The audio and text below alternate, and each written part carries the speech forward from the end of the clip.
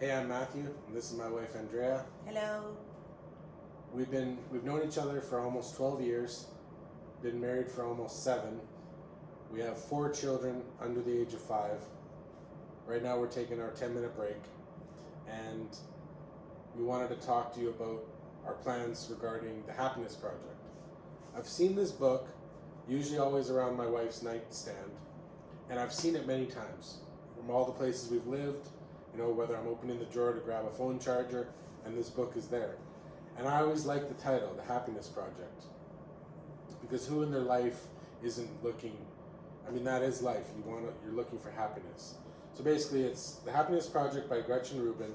My wife started to read it a few times. Now we're kind of going through it together. And I mean, it's when I think of this, the main points. It's kind of about, just decluttering and getting things organized. But it's not just decluttering material items, as well as, clearing your mind and clearing your soul. And with everything that's been going on with this past 2020, now we're in 2021. My wife has started her own independent business, which I'm able to help with. So working from home, I mean, we're together all the time, and it's like, how can we work together as a team? And having your home, having a healthy home, having healthy meals, all that stuff works together. So we're kind of doing this video log to keep track of that as well and share with other people. Let me tell you a little bit more. Sure, when I first came across this book, it was the title that made me wanted to read it. And yes, it's been in my house for years. And yes, I have read it I haven't made it through the whole way yet. So I know a few things about the book, and I know that every year we have year resolutions, and last year was a hard year because we had few changes in our life. Not just having twins, but bring them into our family, which we already had 2 other children, and again working independently, and also trying to be, a good wife, a good daughter, a good mother, a good friend, and a good me, I guess, and also how I wanted to be happy. And this book, I always tell Matthew, I had an empathy for the writer, because she was a lawyer and I am a lawyer, and she had children and I am a mom, and she's always been thankful for what she had in her life. And we have a lot of things to be thankful for, and we are.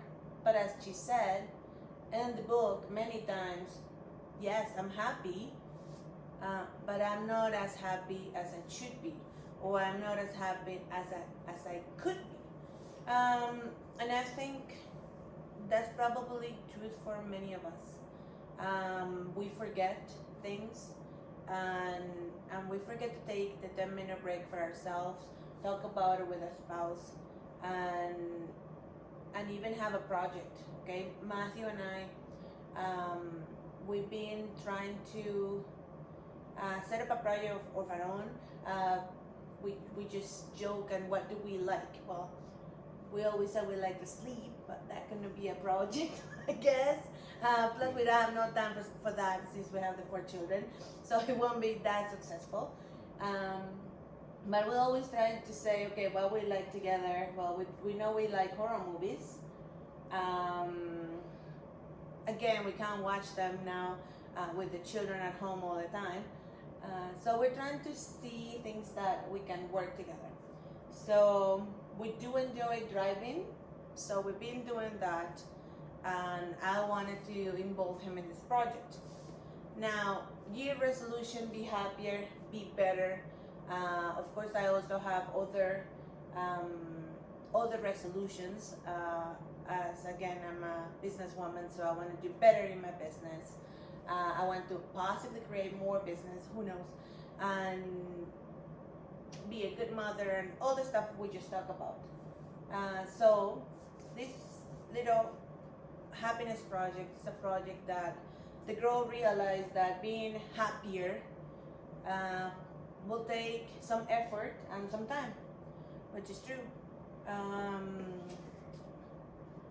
So she divided it in 12 months. So right now is January 2021. And of course I read the chapter for January, just so that we could put in practice some stuff. So far,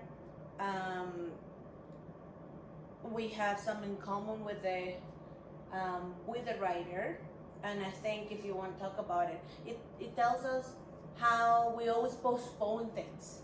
So tell me, Matthew, easy stuff that you say, one day I would do this or I would do that. Just deal with some of the clutter we have in the house. Yeah, but there could be some other more fun stuff. Sometimes we say, well, one day I'll go to Europe. One day I'll go to Disney World, or I'll do a photo album, right? Little things that we want to do yet we don't find time and space to do. And she said, well, the same happened to me. One day I'll be happier, one day I'll be healthier, one day I'll do diet, one day I'll do exercise. And I think you could find yourself saying one day, one day, one day. So she's decided that she's gonna be happier, and she wants to be happy now or happier now. So that's good. She found herself being thankful. Like, what would you say that you have a lot of blessings in your family and in your home and in your life? What could be those blessings? Just that we're all healthy at the moment. Yeah. It's a big one. Yeah, that's true. And I said, we have a really lovely family who I love deeply, and they're all little children, so we have a lot of playing around. And we have extended family as well that supports us. So there's a lot of things that make us happier. We have a job. I think that's also something to be thankful for. But again, do you ever feel that something is missing? Yeah, sometimes. Yes, many times I do find myself wondering if there is something else we could do to, boost our energy or feel happier about ourselves, or giving a, pat on your shoulder saying, now you're doing good. Anyways, that's how she felt. She felt like she was having some blessings, that she was really doing great. She had a partner, children, and a good life. So when she decided that she would do this project, she admitted that it's not going to take 1 year, one day. So she divided it in something that is 12 months, and I don't know if you want to talk about it a little bit, Matt, about what's January, okay? So we have January. We thought it would be appropriate to do this video and to have some key points. So January, it's just about starting the year, which is a good thing. We all do this as entrepreneur. We start the year really energetic and try to gather it around, looking at the past year and how we could improve things. So it's a good start. January is a good month for that. And she's saying January will keep us going. Basically, if we're gonna gather this energy and we're gonna gather it high up, and then we're gonna use it through the year to complete our goals. And Matthew can tell you something about me, is that I love goals. I love to-do lists. And apparently I love to talk to.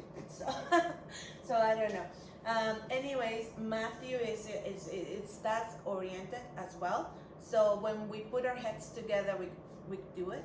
Now, January, boosting our energy. And she talks about a bit of few points over here, and I don't know if you want to read those. These are the key points that she said. Okay, we're gonna boost our energy. How are we going to do this?